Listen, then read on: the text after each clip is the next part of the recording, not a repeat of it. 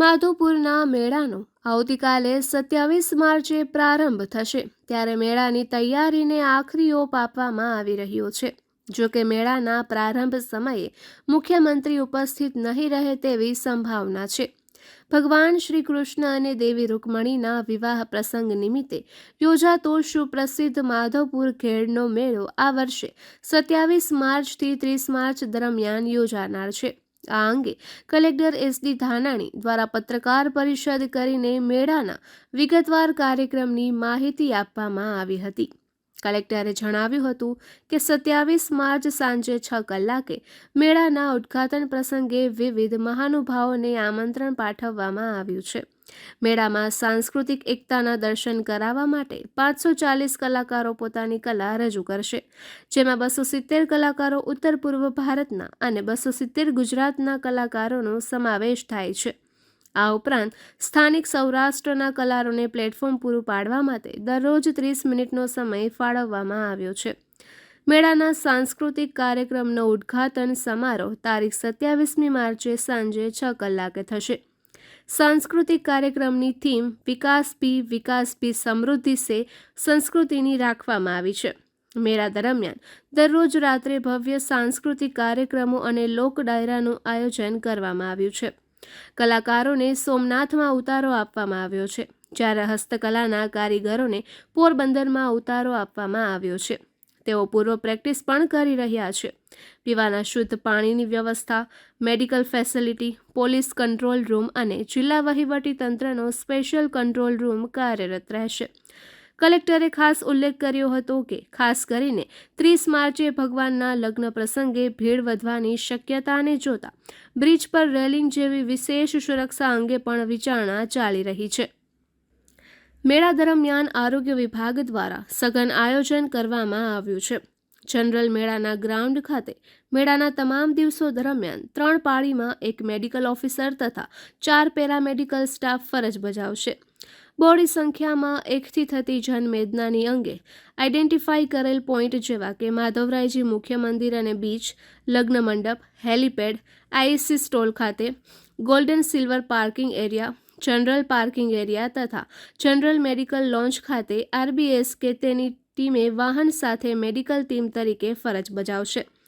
કેન્દ્ર કે રાજ્ય કક્ષાએથી આવનાર મહેમાનો તથા મહાનુભાવો માટે જરૂરી ડોક્ટરો, તજજ્ઞ ડોક્ટરો સાથેની જરૂરી મેડિકલ વાહન, આઈસીયુ ઓન વ્હીલ સાથેની વ્યવસ્થા માટે જીએમઈઆરએસ કે સિવિલ સર્જન મારફત કરવામાં આવશે। ઇમરજન્સીને પહોંચી વળવા 108ના જિલ્લા કક્ષાના કોઓર્ડિનેટર સાથે સંકલન કરી 108 વાહન 24/7 હાજર રાખવામાં આવશે। હીટવેવથી આમ જનતાને રક્ષણ માટે વિવિધ જગ્યાઓએ ઓઆરએસ ડેપોનું આયોજન અને આઈઈઈ કરવામાં આવ્યું છે।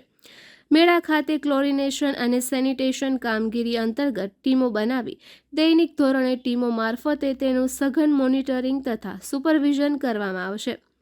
ફૂડ ઇન્સ્પેક્ટર, ખોરાક અને ઔષધ નિયંત્રણની કચેરી સાથે સંકલન કરી મેળામાં ખાદ્ય સામગ્રીની ચકાસણી અને અખાદ્ય પદાર્થો તથા જૂના એટલે કે વાસી ખાદ્ય પદાર્થો તથા ખુલ્લા ખાદ્ય પદાર્થો તથા બિન આરોગ્યપ્રદ પદાર્થોનું વેચાણ ન થાય તે માટે જરૂરી તકેદારીના પગલાઓ લેવામાં આવશે અને જિલ્લા કક્ષાએથી ટીમો બનાવી ઉપરોક્ત તમામ કામગીરીનું મોનિટરિંગ તથા સપોર્ટિંગ સુપરવિઝન તથા રિપોર્ટિંગ કરવામાં આવશે।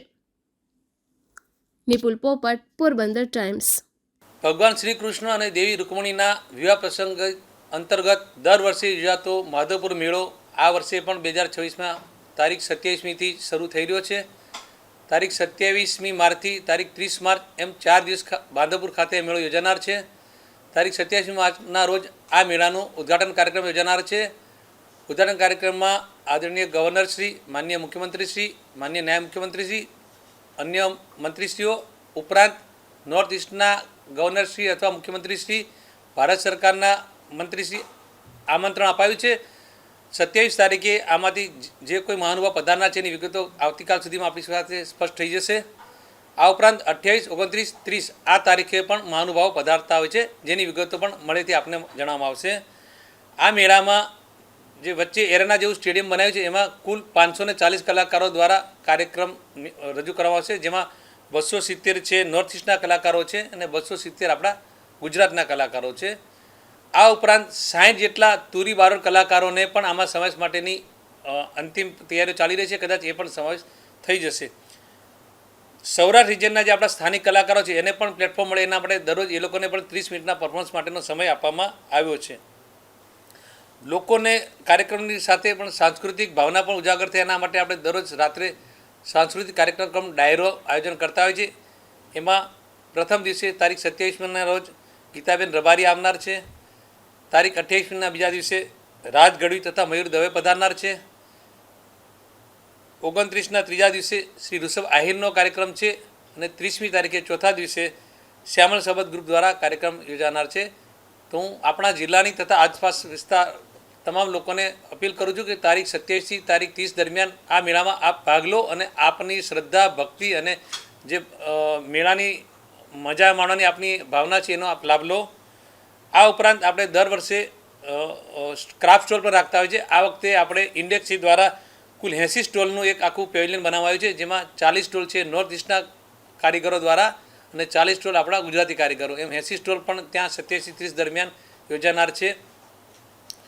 મેળાની બાજુમાં જ આપણે બીજું ગ્રાઉન્ડ જેમાં આપણે સ્થાનિક ફૂડ સ્ટોલ અથવા ક્રાફ્ટ સ્ટોલની હરાજી કરતા હોઈએ છીએ. એમાં આ વખતે 40 પૈકી 38 ફૂડ સ્ટોલની હરાજી કરવામાં આવી છે અને 30 પૈકી 20 ક્રાફ્ટ સ્ટોલની હરાજી કરવામાં આવી છે. બાકીના 10 ક્રાફ્ટ સ્ટોલને અડધા વેચીને આપણે સ્થાનિક એસએચજી ગ્રુપને ટોકન દરે આપેલા છે. આ વખતે મેળામાં હરાજીમાં કુલ આપણને 75 લાખથી વધારે રકમ પ્રાપ્ત થઈ છે, જે ગયા વર્ષ કરતાં 14 લાખ જેટલી વધારે છે અને એ ખૂબ સારો પ્રતિસાદ મળ્યો છે. આ મેળામાં લોકો આવે છે એમના માટે પીવાના પાણીની વ્યવસ્થા, પાર્કિંગની વ્યવસ્થા, ચાલવા માટેની યોગ્ય વ્યવસ્થા, આ ઉપરાંત કોઈ બનાવ ન બને પણ બને તો એના માટે મેડિકલ ફેસિલિટીની પણ વ્યવસ્થા રાખી છે. પોલીસ દ્વારા પણ કંટ્રોલ રૂમ રાખવામાં આવ્યો છે. જિલ્લા વહીવટીતંત્ર દ્વારા પણ એક અલગથી કંટ્રોલ રૂમ રાખવામાં આવે છે, જેથી કરીને લોકોને સહાય મળતી રહે. આ મેળાનું કવરેજ કરનાર માટે સ્થાનિક મીડિયા ઉપરાંત ગુજરાતના તથા રાષ્ટ્રીય પણ મીડિયા જેવા પધારનાર તેના માટે પણ મીડિયા વિભાગ દ્વારા જરૂરી કાર્યવાહી થઈ રહી છે. લોકોને હું અપીલ કરું છું કે મેળામાં ખૂબ આપણે શાંતિથી ફરીએ, બિનજરૂરી અફવાઓથી દૂર રહીએ અને તંત્ર દ્વારા જે કંઈ આયોજન થયું છે એમાં સહકાર આપીએ. ખોટી ભાગદોડ કે બીજી ન કરીએ. અગાઉ ક્યારેય પણ બની નથી, આ વખતે પણ એવું રાખીએ. 30મી તારીખે ભગવાનના લગ્ન પ્રસંગે થોડી વધારે ભીડ રહેતી હોય છે, ત્યારે પણ અમે લોકો વધારે ઉત્સાહપૂર્વક ભાગ લેવા માટે આયોજન કરી રહ્યા છીએ અને પોલીસ વિભાગ તરફથી અમારું ધ્યાન દોરવામાં આવ્યું છે. તો એના માટે અમે પણ કદાચ 30મી તારીખે વધારે ભીડ હોય ત્યારે બ્રિજ પર પણ થોડું કદાચ રેલિંગ જેવું કરવું પડે તો એના માટે પણ વિચારણા અમે કરી રહ્યા છીએ. ગત વર્ષે આપણે ખૂબ મોટા પાયે લગભગ 1600 જેટલા કલાકારો અને સ્ટોલ રાખ્યા હતા. ખૂબ સારો પ્રતિસાદ મળ્યો હતો, પણ એમાં જગ્યા ખૂબ રોકાઈ જાય છે વધારે અને કદાચ ફરતી જગ્યા આપણને ઓછી મળે છે સ્ટેડિયમમાં, અને સાથે સાથે ક્રાફ્ટ સ્ટોરમાં પણ થોડી ગીર્દી થતી હોય છે. આ વખતે ફરી એક અલગથી પ્રયોગ આપણે કરી રહ્યા છીએ. જો એમાં વધારે સફળતા મળે તો આ રીતે ચાલુ રાખીશું, પણ મુખ્ય કારણ છે પ્રજાની સલામતી અને સુરક્ષા એ આપણી પ્રાથમિક જવાબદારી છે, એ પણ જોવું રહેશે. અને જો એવું લાગે કે ના લોકોને હજુ વધારે ક્રાફ્ટ સ્ટોલની જરૂર પડે તો કદાચ આવતી સાલ અમારે વધારે ખાનગી જગ્યા પણ કદાચ કવર કરવી, જેથી કરીને ભીડ ન થાય અને પાર્કિંગ થોડું વધારે અમારે દૂર લઈ જવું પડે. એટલે ગયા વખતે ટ્રાફિકના પ્રશ્નો અમારી સામે આવ્યા, એટલે આ વખતે આપણે પ્રથમથી જ જાહેરનામું બહાર પાડીને મેળાના દિવસો દરમિયાન જે ભારે વાહનો છે જે આપણા પોરબંદરથી માધવપુર થઈને આગળ જતા હોય છે તેને હવે રૂટ બદલીને મોચાથી આપણે આગળ નહીં જવા દઈએ અને મોચાથી એ લોકોને કડછના રસ્તે જઈ અને જૂનાગઢ જિલ્લામાંથી પાછા બહાર નીકળશે એ રીતે રાખ્યું છે, જેથી એ મોટો પ્રશ્ન અટકી જશે. સાથે સાથે મેળાના જે પાર્કિંગ સ્થળ છે ત્યાં આપણે એન્ટ્રી છે, પ્રથમ જ એન્ટ્રી ત્યાંથી આવી જાય અને એક્ઝિટ પછી હોય એટલે એ બીજાને ક્રોસ ન થાય. આ ઉપરાંત પાર્કિંગ પછી મેળા વાહનો મૂકીને જે લોકો બહાર નીકળે છે એના માટે પણ બીજા 2 સ્ટોપ રાખ્યા છે, જેથી લોકો સરળતાથી બહાર નીકળી શકે. એટલે આ વખતે એક્ઝિટ અને એન્ટ્રી બંને ક્લેશ ન થાય એ રીતે વ્યવસ્થા કરી છે, એટલે ટ્રાફિક નહીં થાય. અને છતાં આમ ટ્રાફિકનો કોઈ પ્રશ્ન થાય તો વધારે પોલીસ બંદોબસ્ત રાખવામાં આવે છે, એ પણ લોકો મદદરૂપ કરશે. મારી લાગણી એવી છે કે તમે લોકો મેળાના જે પાર્કિંગના આયોજન છે એમાં પણ સહકાર આપે. આ વખતે આપણે પ્રથમ દિવસે એટલે કે 27મી તારીખે 25 જેટલી બસો આપણા જિલ્લાને અને 10 બસો માંગરોળ તાલુકા જૂનાગઢ જિલ્લાને ફાળવી છે. એટલે 35 બસો દ્વારા આપણે લોકોને મેળાના સ્થળે આવવા માટે વ્યવસ્થા કરી છે. તે ઉપરાંત પછી પાછીના 3 દિવસ એટલે કે 28મી માર્ચ, 29મી માર્ચ અને 30મી માર્ચ આ 3 દિવસે પણ બીજી આપણે 5-10 બસોની વ્યવસ્થા રાખી છે. આ ઉપરાંત લોકો પોતાની રીતે વાહનો લઈને મેળામાં જઈ શકે છે. જે લોકો મેળામાં જતા હશે એમને મોચાથી આગળ વાહનો લઈ જવાની છૂટ મળશે અને પાર્કિંગ સ્થળ સુધી પોતાના વાહનો લઈ જઈ શકશે.